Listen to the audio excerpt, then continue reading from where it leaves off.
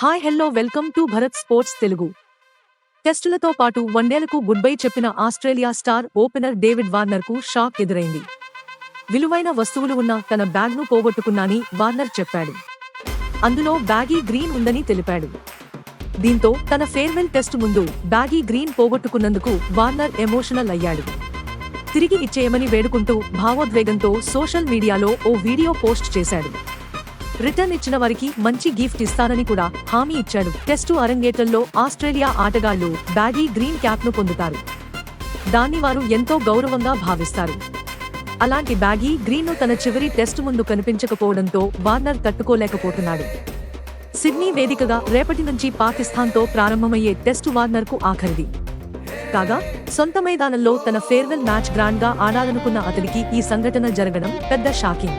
అయితే రెండో టెస్టు ముగిసిన అనంతరం మెల్బోర్న్ నుంచి సిడ్నీకి వస్తున్న మార్గం మధ్యలో అది మిస్ అయి ఉంటుందని వార్నర్ భావిస్తున్నాడు.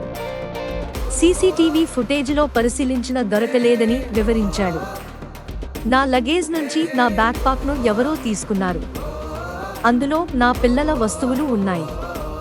అలాగే నా బ్యాగీ గ్రీన్ కూడా ఉంది. అది నాకెంతో సెంటిమెంట్. తిరిగి అది పొందాలనుకుంటున్నా.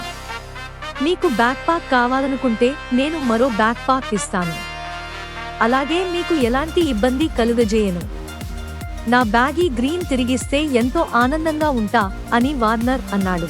ఆస్ట్రేలియా తరపున వన్డేల్లో అత్యధిక పరుగులు చేసిన ఆరో బ్యాటర్ డేవిడ్ వార్నర్ 161 మ్యాచ్లో 45 సగటుతో 6,932 పరుగులు చేశాడు.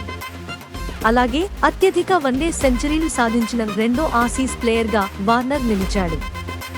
వన్డేల్లో రికీ పాంటింగ్ 29 సెంచరీలు సాధించగా వార్నర్ 22 శతకాలు సాధించాడు.